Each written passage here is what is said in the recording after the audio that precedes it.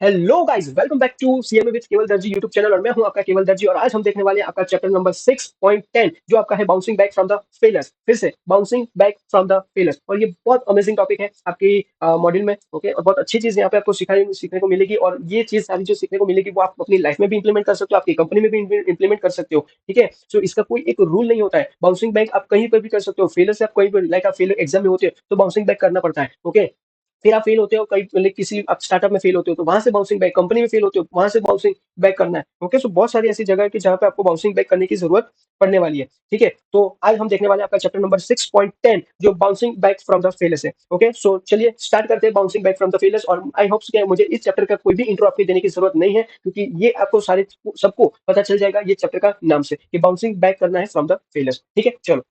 And दूसरी बात कि मैंने ये वीडियो स्टार्ट कर दिया था, अब मैंने प्रिपेयर भी कर लिया था, करीबन 7 या 8 मिनट हो चुका था, बट मैंने देखा तो वॉइस का जो मेरा था वो ऑफ था। सो वॉइस नहीं आ रही थी, सिर्फ मेरा वीडियो ही चल रहा था। सो ये एक बहुत दिक्कत होता है, क्योंकि हम जब रिकॉर्ड करने बैठते हैं तो हम पता नहीं चलता कि भाई है, तो वो सारी चीजें पहले चेक करनी पड़ती है हमको। ठीक है, बट आगे से भी ध्यान रखेंगे। ओके, सो स्टार्ट करते हैं आज का chapter. Okay, so no one is so perfect. Okay, so no one, sorry sorry sorry sorry sorry, बस मुझे यही दिक्कत है।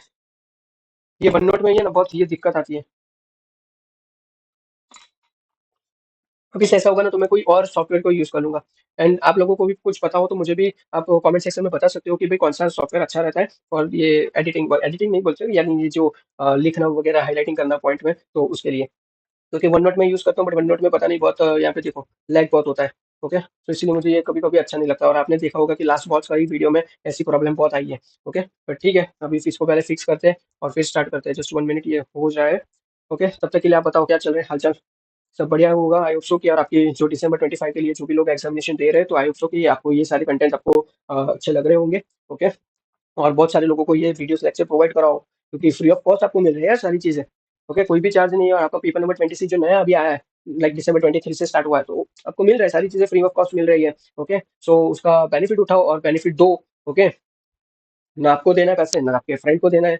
ओके, सो सबको बोलो कि यहाँ पे सीएमए विद केवल दर्जी में आपको सारी फ्री ऑफ कॉस्ट आपको वीडियो मिल रहा है। ओके, पूरा आपका ईएनटीएस आपका यहाँ पे कवर हो जा रहा है।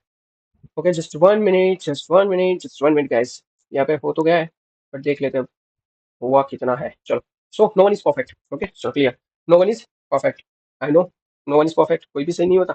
लाइक परफेक्ट नहीं होता, कोई भी सही नहीं होता, सॉरी, कोई भी परफेक्ट नहीं होता। ठीक है, so we all feel at the something at some point in time. Okay, so क्या बोल रहा है यार, इतना तो आपको भी पता चल गया होगा। ओके, सो मेन चीज क्या होता है कि भाई दुनिया में कोई भी परफेक्ट नहीं होता है, एंड वो आपको मानना ही पड़ेगा। सो हर कोई अपनी लाइफ में कभी ना कभी फेल होता रहता है। ओके, सो वो भी एक चीज होती है। But world's most resilient people are not afraid of the failure.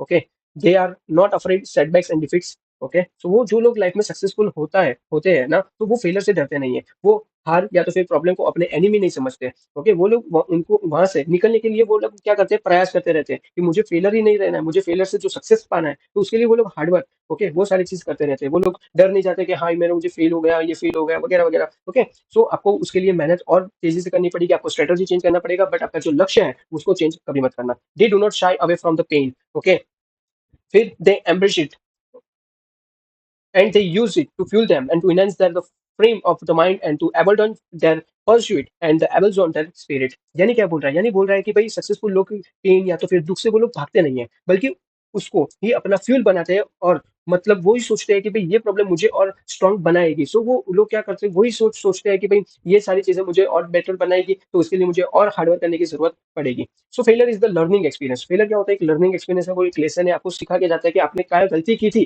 तो जहाँ जिससे आप फेल हुए, तो वो गलती अब मत करो, तो आप फेल नहीं होगे।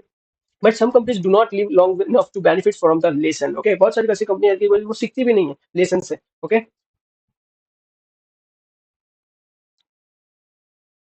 यानी भाई फेलियर हमेशा एक सीख भी देता है। सो बट लेकिन कुछ कंपनीज भी इतना टाइम सर्वाइव भी नहीं करती कि भाई वो सीख का लाइक सीखे कि भाई सीखने का लाइक सीख का बेनिफिट ले पाए। ओके, लाइक जो भी लेसन है तो उसका बेनिफिट ले पाए, तो उतने टाइम में वो लोग सर्वाइव कर ही नहीं पाते। Unfortunately there is no way to stave off defeat indefinitely. Once a business growing and testing its limit, there will invariably be the failure coming out of it to help enterprise redirectly its growth.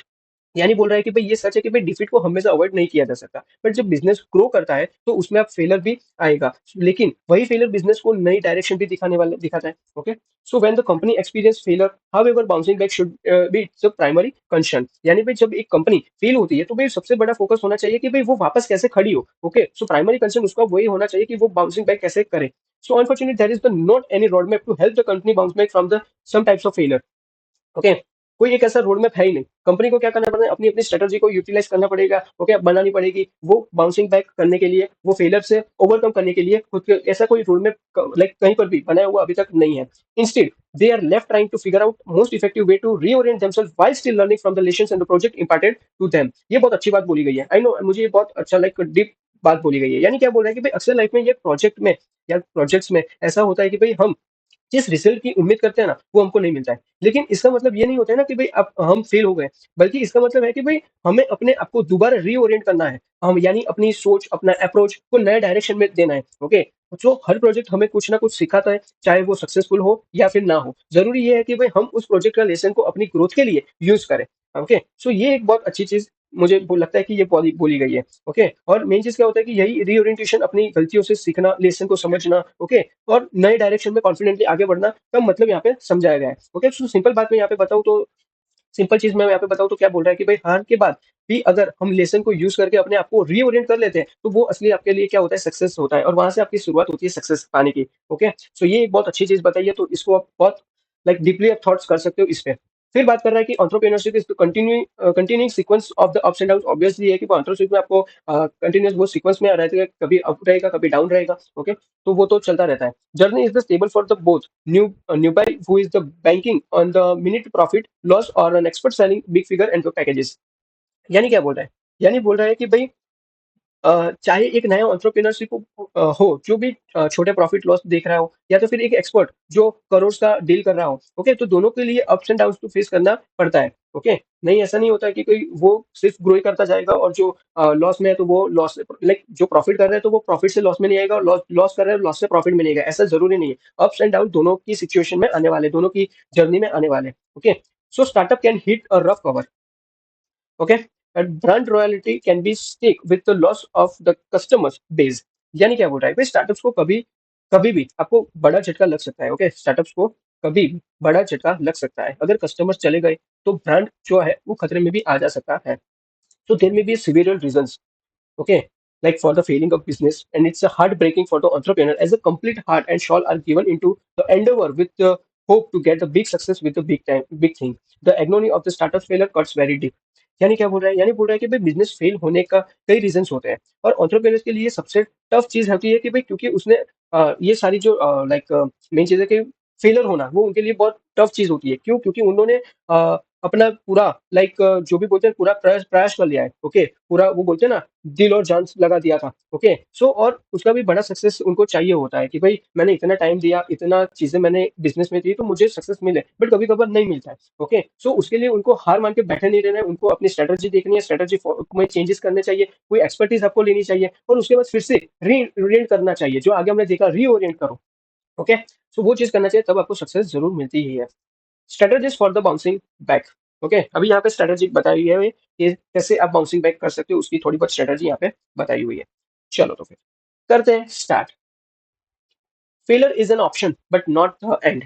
Okay, so इसके अंदर का content obviously आपको पढ़ना है, मैं सिर्फ बता दूंगा क्या बोलना चाह रहा है this point. Okay, so failure is an option but not the and. यानी भाई क्या बोल रहा है कि भाई फेलर होना ऑप्शन है बट लेकिन एंड नहीं है। लाइक फेल को खत्म मत समझो, ओके, उसे नई शुरुआत समझो। अभी सपोज करो यहाँ पे जो आपका एग्जांपल दिया है उसमें वर्ल्ड डिज्नी बार बार रिजेक्ट हुए थे, लेकिन मिकी माउस भी क्रिएट किया ना। ओके, सो दुनिया में अब से सबसे बड़ी कंपनी भी बना ली उन्होंने, तो इसने वर्ल्ड डिज्नी ने, तो उनका एग्जाम्पल है। तो ये सारी चीजें आप देखो पढ़ो। ओके, तो मेन चीज है failure is an option but not and. Okay, failure सिर्फ एक ऑप्शन है, एंड नहीं है कि भाई आपकी सारी जर्नी का एंड हो चुका है फेलर से, वो नहीं होता है। ओके, वो सिर्फ ऑप्शन है। ठीक है, फिर दूसरा पॉइंट आता आता है रिस्टोरेशन और रिफंड लोन्स। रिस्टोरेशन और रिफंड लोन्स में क्या बोल रहा है? सो उसमें बोलते हैं कि भाई आपका जो सबसे बड़ी टेंशन या तो फेलर के बाद आपका फाइनेंशियल लॉस होता है। सो जब आपका बिजनेस फेल हो जाता है तो एंटरप्रेन्योर के पास पैसा की प्रॉब्लम आ जाती है जो उसको आगे बढ़ने से भी रोक देती है। ओके। सो आपको मेन चीज यहाँ पे क्या बोल रहा है, सपोज करो कि भाई एग्जाम्पल यहाँ पे मैं ले रहा हूँ, सोचो कि भाई आपने एक कैफे खोला और उसके लिए बैंक से आपने 10 लाख का लोन लिया, कैफे चल नहीं पाया और लॉस आपका हो गया। सो इस सिचुएशन में सबसे पहला स्टेप होता है लोन को रिस्टोरेशन या तो फिर रिफंड करने की स्ट्रेटेजी बनाना। मतलब कि भाई पैसा कैसे वापस देना है और नए प्लान कैसे बनाना है, उस चीज पे आपको फोकस करना पड़ेगा। ओके, शायद आपने वो एक कैफे है, cafe coffee day. Okay, cafe coffee day आपने शायद सुना ही होगा। ओके, तो वो अभी सेम सिचुएशन से वो अभी गुजर रही है। ओके, सो उनका बहुत ऐसा आपने केस स्टडी पढ़ना, मैंने पढ़ा हुआ है इसीलिए मैं बोला है एग्जांपल। तो कैफे कॉफी डे का जो एग्जांपल है वो इसी पॉइंट्स पे बेसिस पे आप लाइक रिलेट कर सकते हो। तो वो उसको केस स्टडी पढ़ना, देखना, समझना और मुझे कमेंट में बताना कि उस केस स्टडी में क्या था, इस पॉइंट से रिगार्डिंग क्या चीज था। ठीक है। फिर थर्ड पॉइंट आपकी बात कर रहा है कि भाई introspection about the things went wrong. यानी क्या बोल रहा है, यानी बोल रहा है कि भाई बिजनेस फेल हुआ तो बस आपको टेंशन ही नहीं लेते रहना है, बल्कि एनालिसिस करना है कि भाई गलती कहाँ है। सक्सेस का सेलिब्रेशन ठीक है, बट असली सीख होता है कि भाई फेलर, वो असली सीख कहाँ से मिलती है, आपको फेलर से मिलती है। सो फेलर में आपको जो भी लेसन सीखने को मिल रहा है, सो उस पर आपको फोकस करना चाहिए। ओके, और आपको स्ट्रेटेजी पे अपने लाइक आपकी जो भी आपने गलती की है फेलर के टाइम, तो वो स्ट्रेटेजी को आपको एनालिसिस करके उसको सुधारना भी चाहिए। फिर आपका फोर्थ पॉइंट है fixing the next move. Fix करना चाहिए आपका नेक्स्ट मूव पे। Okay, so fixing the next move में क्या बोल रहा है, सो भाई वो बोल रहा है कि भाई फेलियर के बाद अगला बड़ा डिसीजन लेना होता है कि भाई क्या वही प्रोजेक्ट दोबारा स्टार्ट करें या तो फिर नए न्यू आइडिया को हम लाके कुछ नया करें। ओके, सो अगर पुराना आइडिया कंटिन्यू करना है तो भी नए तरीके और बेटर रिसर्च के साथ आपको करना होगा, और अगर नया आइडिया है तो आपको ब्रेनस्टॉर्मिंग यानी आपको रिसर्च डेवलपमेंट और नेटवर्किंग भी आपको जरूर करनी चाहिए। लाइक वो ऑब्वियसली जरूरी आपको पड़ेगी। ठीक है, तो वो आपका होना चाहिए कि फिक्स करना है आपको नेक्स्ट मूव के बारे में। फिर planning and the ground work. फिर प्लानिंग करो और ग्राउंड वर्क स्टार्ट करो।